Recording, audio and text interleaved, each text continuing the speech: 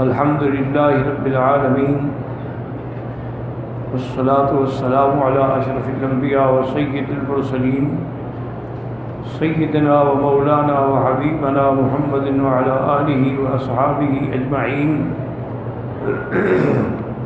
اللهم صل على سيدنا محمد وعلى آل سيدنا محمد كما صليت على إبراهيم وعلى آل إبراهيم في العالمين إنك حميد مجيد أعوذ بالله من الشيطان الرجيم بسم الله الرحمن الرحيم اللہ تبارک و تعالی نے کلام مقدس میں مثال دے کے بات سمجھائی ہے، کیونکہ یہ قاعدہ ہے کہ مثال جلدی سمجھ آتی ہے۔ اسی لیے ایک اور مقام پہ بھی اللہ نے فرمایا کہ تلک الامثال نضربها للناس، یہ مثالیں ہم لوگوں کے لیے بیان کرتے ہیں تاکہ وہ سوچیں اور سمجھیں۔ اور ایک اس پر بھی غور کریں کہ جہاں جہاں مثال کا لفظ ہے وہاں لفظ ضرب ہے۔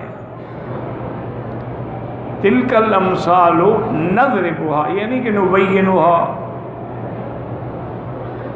جیسے یہاں ہے کہ ضرب اللہ مثلا عبدا مملوکا، اس کی وجہ یہ ہے کہ جیسے ضرب ہے نا، چوٹ کسی کو مارا تو وہ بڑی جلدی سمجھ آ جاتی ہے نا کہ چوٹ لگی ہے، اس کو سمجھانے کی ضرورت ہی نہیں ہوتی۔ تو یہ مثالیں بھی اتنی واضح ہیں کہ اگر تم سمجھنا چاہو تو سمجھ سکتے ہو۔ ایک مثال تو ایسے ہے کہ عبدن مملوکن، ایک غلام ہے، کسی کا مملوک ہے اور لا یقدر علی شیء، اس کے پاس کوئی طاقت نہیں کچھ کر سکے، کیونکہ وہ تو کسی اور کا غلام ہے۔ جب تک مالک اس کو حکم نہ دے وہ تو کچھ نہیں کر سکتا۔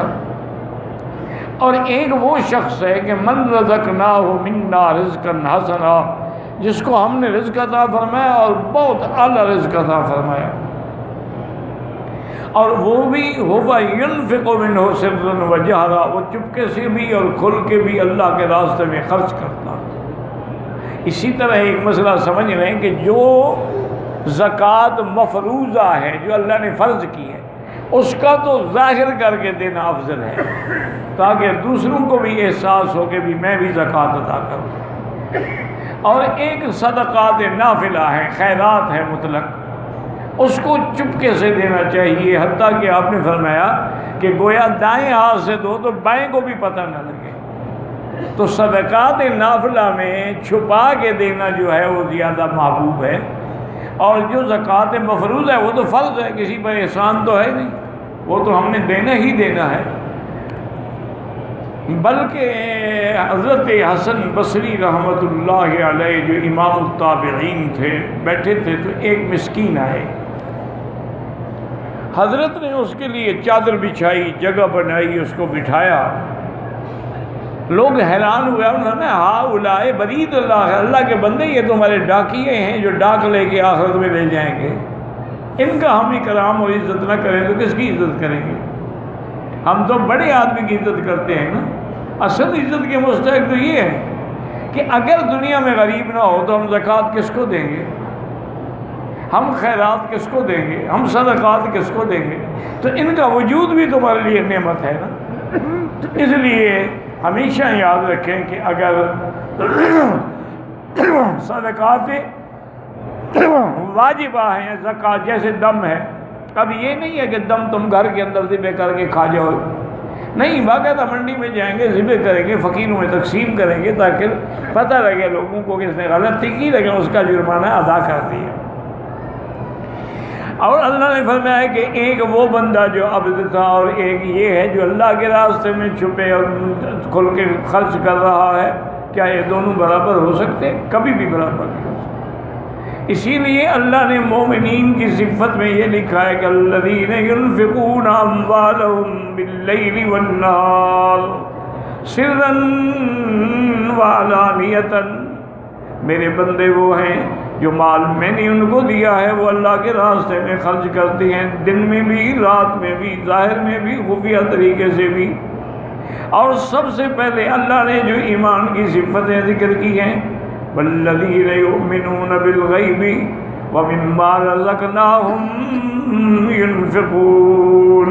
اللہ نے فرمایا جو غیب پہ ایمان لاتے ہیں، اللہ کو نہیں دیکھا ایمان لاتے ہیں، سرکار دو جہاں کو نہیں دیکھا ایمان لاتے ہیں، قیامت کو نہیں دیکھا، اللہ کے جنت جہنم نہیں دیکھی، لیکن ایمان لاتے ہیں۔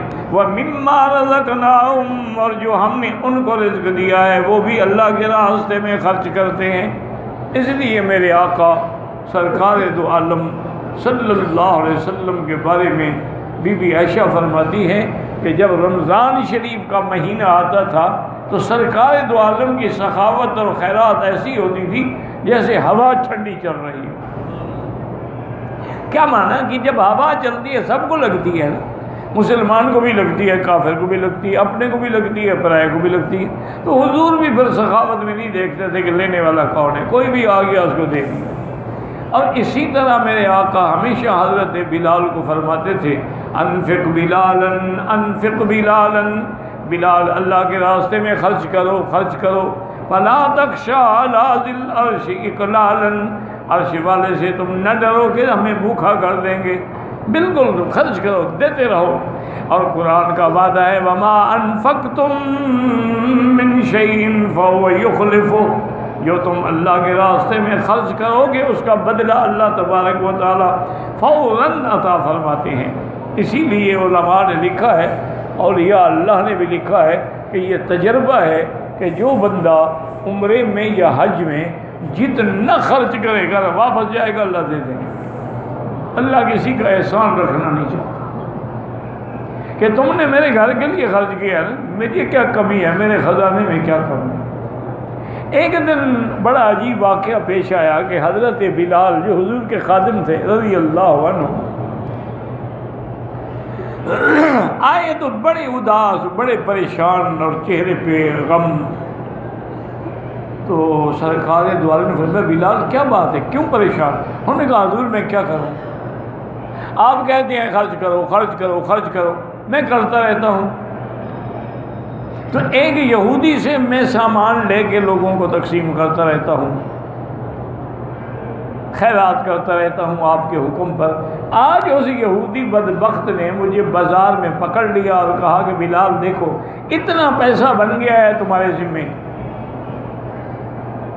اگر تم نے 2 دن میں یہ ادا نہ کیا نا، میں تیرے گلے کے اندر کپڑا ڈال کے بازار میں کھڑے ہو کے بیچ دوں گا اور تیرے پیسے لے کے اپنا قرض وصول کروں گا اور تم پھر غلام بن جاؤ۔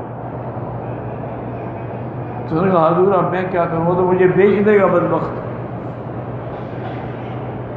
حضور نے فرمایا اب کبھی کبھی حضور پاک بھی مزاح فرماتے تھے، یاد رکھو ایک ہوتا ہے مذاق، حضور مذاق نہیں فرماتے، ایک ہے مزاح یعنی ایسی بات کرنا جس سے کسی کو خوشی محسوس ہو، ایک ہوتا ہے مذاق یعنی ایسی مذاق کرنا کہ کسی کو مجروح کر دو، وہ حضور کبھی نہیں کرتے۔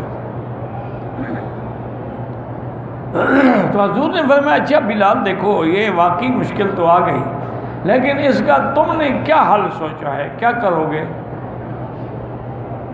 کوئی حل تو تم نے بھی سوچا ہوگا نا۔ اس نے کہا حضور میں نے تو ایک حل سوچا ہے کہ میں آج رات کہیں چھپ جاتا ہوں، میں یہاں سے دور کسی پہاڑوں میں چلا جاؤں گا اور وہاں رہوں گا، جب مجھے خبر کسی طرح پہنچ ہی جائے گی کہ حضور کے پاس مال آ گیا اور آپ نے قرضہ ادا کر دیا ہے تو میں واپس آ جاؤں گا، پھر تو مجھے یہودی نہیں بیچ سکتا نا۔ حضور مسکرائے اور اچھا بلال ایسا کرو کہ تمہیں چھپنے کی کوئی ضرورت نہیں۔ حضرت بلال نے کہا ٹھیک ہے حضرت آپ کا حکم ہے، لیکن یہ یہودی ہیں بدبخت، ان میں رحم نہیں ہے، یہ ہمارے دشمن ہیں۔ آپ نے بات اچھا تم غم نہ کرو، بس جس اللہ کے لیے ہم نے خیرات کی اللہ انتظام کریں گے۔ تو حضرت بلال فرماتے ہیں کہ میں تہجد کی نماز پڑھ رہا تھا کہ ایک آدمی نے آ کے میری کنڈی کھٹکھٹائی، کہا کہ حضور بلا رہے ہیں۔ میں حیران ہوا کہ اس وقت تو حضور نہیں بلاتے، میں خود اذان دے کے حضور کے دروازے پہ جاتا ہوں۔ آج آپ پہلے ہی بلا رہے ہیں تو میں نے دیکھا کہ مسجد نبوی کے دروازے پہ 2 اونٹنیاں بھی بیٹھی ہوئی ہیں. حضور نے فرمایا بلال دیکھو اللہ نے بھیج دیا ہے، یہ 2 اونٹنیوں پہ جو مال لدا ہوا ہے نا اس سے جا کے قرضہ ادا کرو، پھر بھی بچ جائے تو خیرات کرو. حضرت بلال کہتے پھر تو میں خوش ہو گیا، تو اتنا مال ہے کہ یہودی کا کیا، اس سے تو 10 گنا بچ جائے گا. تو میں نے نماز کے بعد اس یہودی کا قرضہ بھی ادا کر دیا اور باقی جیسے حضور نے فرمایا تھا کہ اللہ کے راستے میں خرچ کر دو. حضور رکھنا نہیں چاہتے تھے مال کبھی. ایک دن ایسا بھی ہوا کہ حضور مسجد میں نماز کے لیے تشریف لائے، تکبیر بھی ہو گئی. اب یہ کبھی نہیں ہوا تھا کہ تکبیر ہو جائے اور حضور پھر گھر چلے جائیں. حضور گھر گئے، پھر جلدی سے واپس آئے، پھر آگے نماز پڑھائی. صحابہ حیران ہو گئے، انہوں نے کہا یا رسول اللہ آپ نے پہلے تو کبھی ایسے نہیں کیا.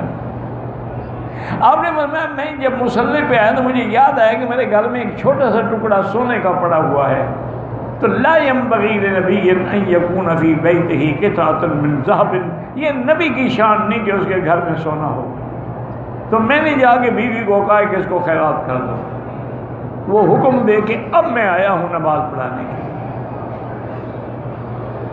اور اسی طرح ایک صحیح حدیث مبارک ہے، حضور نے فرمایا اللہ تعالیٰ آسمانوں سے روزانہ 2 فرشتے بھیجتے ہیں اور وہ سارا دن دعا کرتے رہتے ہیں اللہم اعط لکل منفق خلفا واعط لکل ممسک تلفا.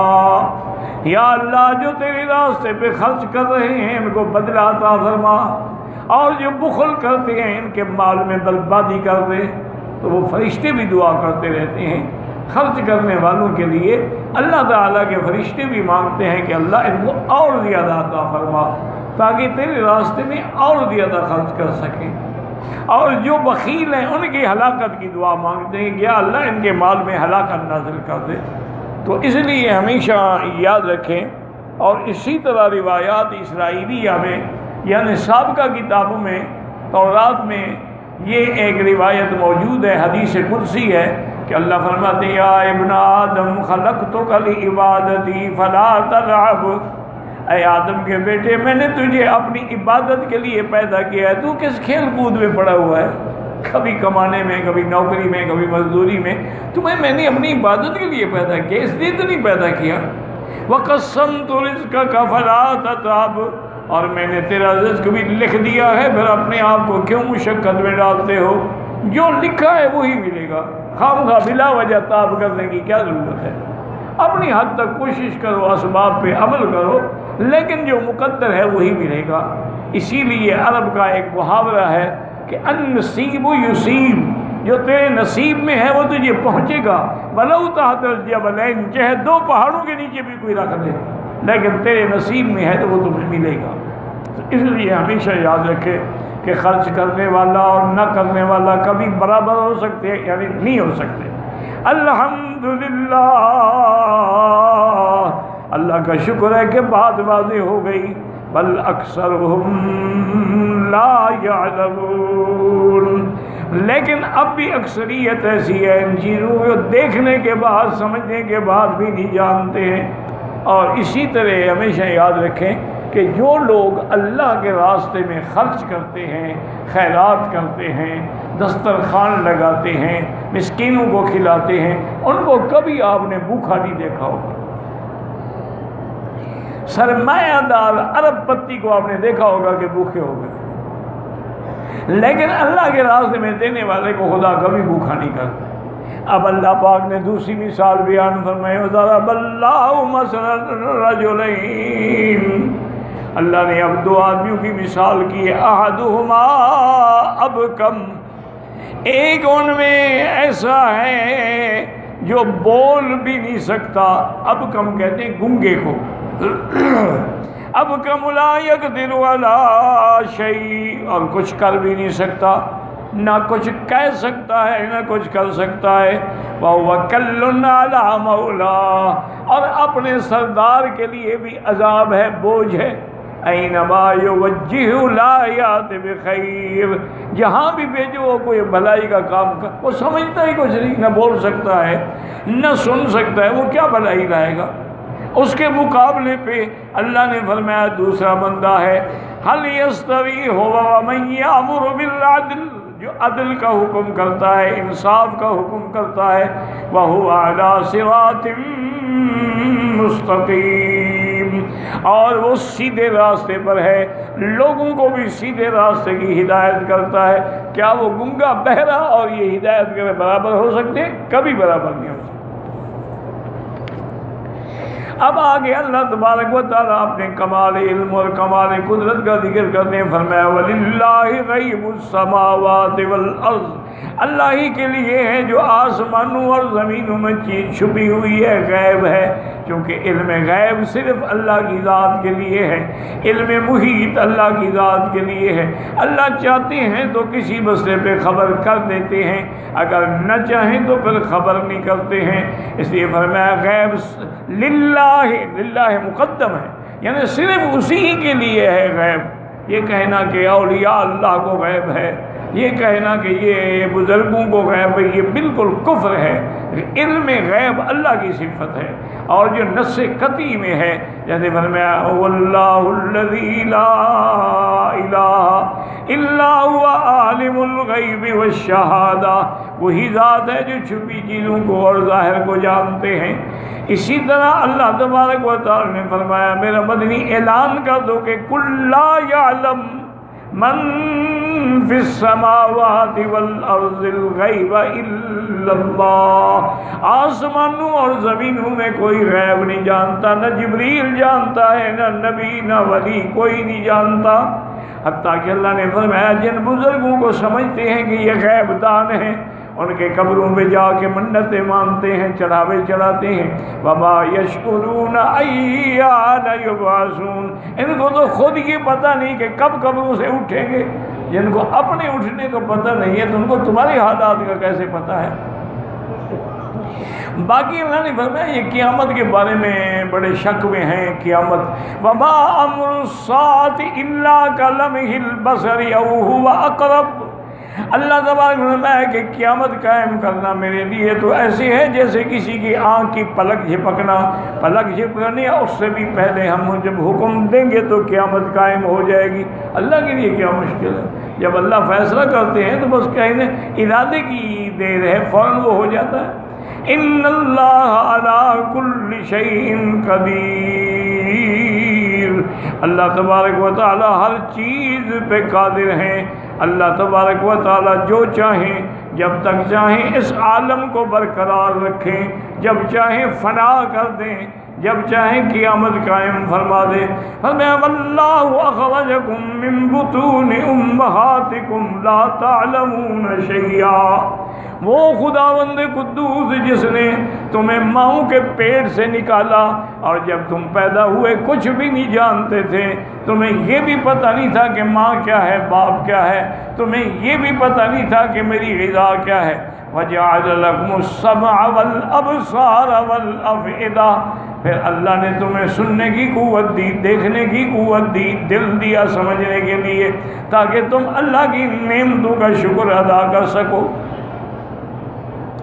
اور پھر دلیل دیتے الم یروا الی الطیر مسخرات فی جو السماء ما یمسکہن الا اللہ، کیا نہیں دیکھ دو آسمان جو پرندے کھڑے ہوئے ہیں، کبھی پر کھولتے ہیں کبھی بند کرتے ہیں، ان کو فضاؤں میں کس نے قابو کیا ہوا ہے ورنہ فوراً نہ گر جائیں، ان کو روکنے والی اللہ کی ذات ہے۔ ان فی ذالک لآیات لقوم یؤمنون، ان دلائل میں نشانیاں ہیں لیکن ان کے لیے جو ایمان لاتے ہیں، جو ایمان نہ لائے ان کے لیے کیا، ان کے لیے تو سب برابر ہے۔ تو اس لیے اللہ تبارک و تعالی نے دلائل سے ہر بات ثابت ہو گئی کہ علم غیب کا مالک بھی وہی ہے اور ہر چیز پر قدرت کاملہ رکھنے والے بھی اللہ کی ذات ہے۔ واللہ اعلم۔